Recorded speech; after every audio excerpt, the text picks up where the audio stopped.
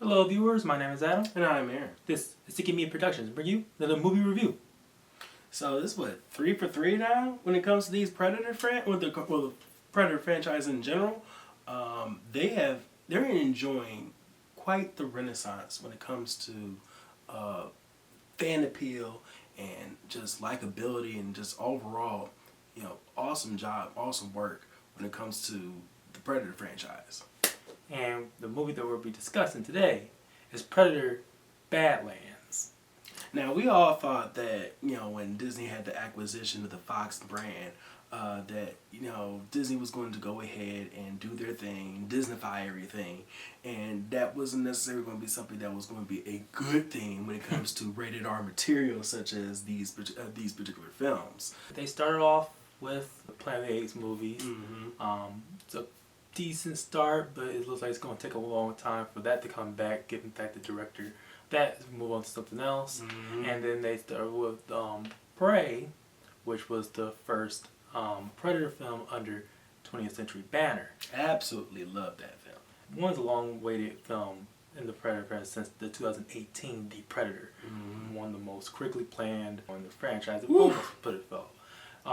Predator franchises in general, franchise that we haven't really discussed on it, but I would say with the exception of that film back in 2018, it's actually more consistent in quality compared to the Alien franchise. Yeah, there's only really just that one that where compared to Alien. Unless you want putting those Predator Alien versus Predator movies. Hey, let's just say this. At least it got them, people talking about the franchise, and both of them in that particular sense. And again, when we look at it compared to the Alien, where it has multiple films in that installment that is very divisive, just to say the least. Yes, Predator happens to be very consistent, but when we look at it from this specific film and how it stacks up between its two predecessors within this long-running franchise, a lot of it has to be thanked for one singular creative force, and that is Dan Trachtenberg. Disney landed a real hot ticket when it comes to this particular director. Not only does he has a very singular style that definitely reverberates between each installment, but I feel as though this particular director has a true understanding of what the franchise truly means and where it can go when we look at just how far we could take the Predator brand. And it's funny because before taking on the Predator franchise, he only had one feature film debut under his belt, and that was 10 Cloverfield Lane. One of my favorite films that came out in 2016. Actually, it is my favorite film that came out that year. And before that, Dan Trachtenberg was a YouTuber doing fan short films, particularly like the Portal franchise. Oh yeah. Yeah, so it's a very aspiring career for him to be the singular voice of a long-running franchise now. Yeah. So what is Predator Badlands and what he brought to the table in this film? Well, this film revolves around a specific hunter, or Yacha, which is the name of their particular species of the predators, and that individual being named Deck, or was it Doc or D? Deck. Deck. There you go. And he's presented as the runt of his of the litter of his particular clan, and he is out to prove himself in this very first hunt to take down what was essentially supposed to be the most unkillable monster or creature that his tribe has came across. Yeah, but that was not necessarily the plan that his father set in motion. No. Because of him being a runt, his father, who was a leader of his own personal clan, actually originally wanted him off. And they do not deal with weakness in their tribe. Clearly the father had a favorite, and with his brother. Let's just say, a lot of things go down to thrust Deck into his journey to prove himself, not only just to his to his clan, and his father, but for himself in general. But on his journey, he comes across yet another individual that really ties together both the Alien franchise and the Predator franchise together. And that is the introduction, the official introduction actually, to the Weyland Corporation, the Weyland-Yutani Corporation, the main business entity that's in the Alien franchise, and it is the most prominent expansion in the new Predator films, and a series of which, when Dan Trachtenberg has taken the reins off, each installment from Prey and even the Predators film that came out actually before this one this very year, Predators, Killers of Killers. Oh yes. He has introduced a concept that at first it was we thought the rhythm was the fact that set the Predator in a different era of time, and he'll interact with any of the main group of like a particular culture and like during that period. Still following the straight basic form structure of what a Predator film would take. With them taking this place in the future, it gave Disney basically the backdoor pilot of what will eventually be another Alien versus Predator situation. Fingers crossed that it actually might end up being better than the last one, even though I feel as though there was some interesting stuff that particular first installment did. We were all geared up for yet a new take on it. Yeah, something that's going to be doesn't disregard what people like about both franchises. Stay towards the sci-fi, action, horror elements that both franchises incorporate. But for this one, talk about on the horror aspect, I feel as though to try and pivot into a different direction than what the first Alien vs. Predator film did. They did do something that's even bolder in Badlands that I'm not sure how well in the long run that will work out unless they really maintain the little edge that is necessary for this film. And it's the fact that they pretty much made the Predator in this particular film relatable. Something that a lot of individuals thought really wasn't possible. But again, like I said, if we could go back to Alien vs. Predator, the seeds were there. Whenever you deal with the concept of a creature that has a set moral code, or code, not necessarily a moral code, but a code of some sort that allows them to cooperate in certain respects, then you'll have any particular necessary seeds for relatability. But this time Disney and the director has infused this particular gotcha warrior with even more so. It's more like not just the character, the perspective they decide to shift, but there are elements that people will probably dub as Disneyfication. The tone is at times more lighter than what the regular Predator fans have go for. It's still a serious film, yeah, but it does have a little bit more.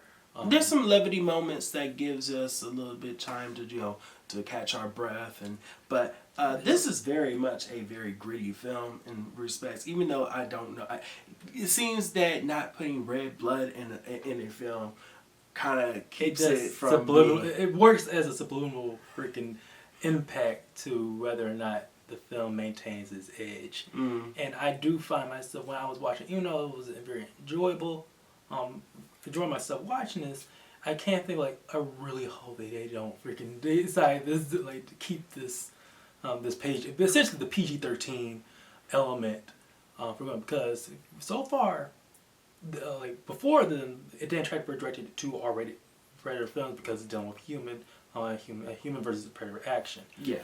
And Aliens, Disney has maintained the fact that is an R-rated franchise from Alien Romulus film and also the TV show Alien Earth. Which I feel as a lot of people need to give that one more of a look through again, because I feel as though they were doing some interesting stuff on that show. So fingers crossed they might hopefully renew it for a second season, but I'm not gonna hold my breath. It's just that PG-13 element, to make it the tone a little bit more lighter, and also some character elements and introductions that scream, okay, this is obviously Disney trying to push this more family oriented that gives me pause. Yeah, because again, we gotta remember this is coming from originally a R-rated installment where it dealt with a lot of visceral, gritty deaths and sci-fi whatnot. action horror. This was more sci-fi action. At the heart, what truly makes a Predator film? What makes the Predator the Predator? And I feel as though a lot of that deals with the concept of the hunt itself. But I feel as though with this particular installment with Badlands, because they shifted far from just humans trying to survive on what would seem to be an unkillable hunter, this time the hunter is focus in his desires for the hunt is a little bit more understandable for most people. In this case, it's more of a personal journey. It's a personal journey, which is fine. I feel as though it's okay for a franchise to play with certain tropes or certain concepts to keep it fresh, and that's definitely something that the Predator films has done. Constantly evolve to fit with new aspects for its audience. And it does this, we talk about the trying to shift it for relatability for the character of Deck. The character of Deck, is like, they still, even though this focus changed for him being the main character, they do make sure that his motivations are very clear, especially with the fact that Deck communicates solely through the Yautja language. Which I gotta say is awesome, because most of the time when you're dealing with these particular members of this clan, the Yautja clan, it's only just the clicks and growls and roars that they usually do. But being able to hear them actually speak their native language, and which was fabulously realized within this film through the actions of the actors who was playing these individuals, it's definitely interesting. The lead actor playing Deck is called Dimitrius Schuster-Koloamatangi.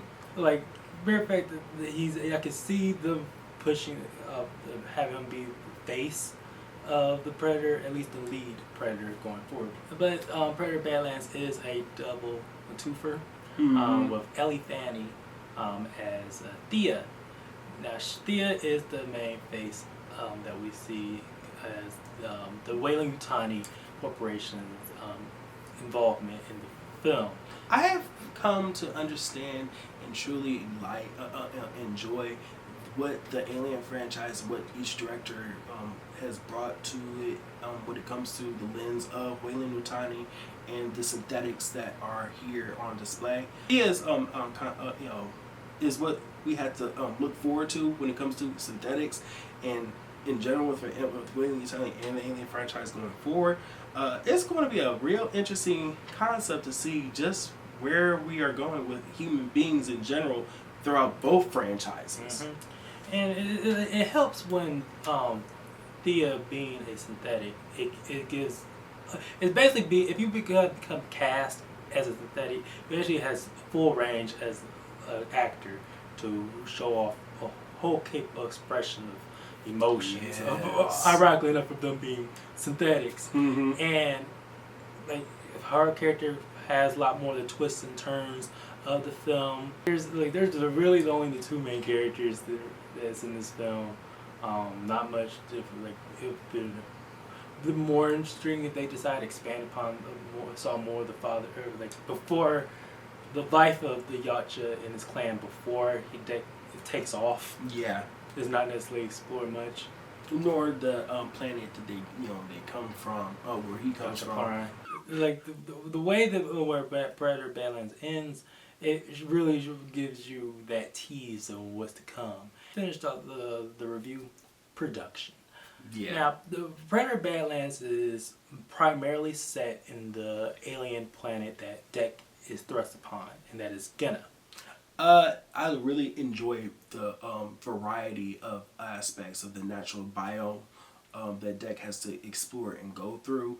I feel it's incredibly realized as far as what I want out of alien worlds, and this is mostly because of the fauna aspect, and well, flora and fauna. So they do a really good job when it comes to realizing the terror or the dangers that that Deck has to face on his journey through this hunt. It gives off Skull Island vibes. Oh yeah. From the MonsterVerse. Mm-hmm. How that both plant life and animal life are it's set to kill you. Yeah, essentially, and VFX and practicality really brings to life those elements, especially the main beast creature that Deck has to go his prime focus on in the film, and for this being a Predator film, the action. Now we say that we do give pause that PG-13 element. Yeah. Did lessen the impact of the action a bit. It's still well choreographed, yes. well done, and very and visceral at parts. Multiple times did I find myself geeked up and seeing just how well Deck is actually able to handle himself. Especially when seeing synth action as well. Yeah. That two different types of factions, the clash. It just gives you a taste on just whether or not how Disney is going to take the official Alien vs. Predator film. Oh yeah. And music. The tribal elements that you want to see coming from a hunter-based society definitely is on the auditorial spectrum of this film. Gives you that sense of the hunt. So, for overall, Predator Badlands, what do we feel about it? I thought it was a really great time at the flicks. It continues Dan Trachtenberg's consistent run on the Predator franchise. He has expanded upon the series in ways that it just feels natural. Exactly. Listen. If a franchise wants to survive, if it wants to evolve, it wants stay in relevant within the societal zeitgeist, it has to change and adapt in ways that it can expand itself, but at the same time stay true to what it originally was. And I feel as though Dan Trachtenberg is doing that with Predator. And to be honest with you, with the last few installments for Alien, that feels though they're in great hands too, but it's just I would say Alien franchise right now under Disney's management is in a void. Yeah, because you have what they did for Alien Romulus, which was for the most part a very safe film that had a bolder ending. But you also have Alien Earth that was more experimental. And I feel as though. Again, I feel as though the ball's now in the audience court of being able to evolve with a franchise too. So that was our review for Predator Badlands. What are your thoughts on the Predator franchise in general? What are you looking forward to seeing come up next? Yes, and how do you feel about Disney's acquisition of Fox properties? Are they handling it well, or do you feel as though this is the worst decision they could have ever possibly made? Yes, let's discuss. Please be sure to like, share, subscribe, and comment below, and also check us out on our other social media outlets of Letterboxd thing. No, we don't. We don't do Facebook. Okay. Please check out our other social media outlets, Letterboxd, Instagram, and Threads, and check us out on next time when you see Community Productions. That's right. See y'all later.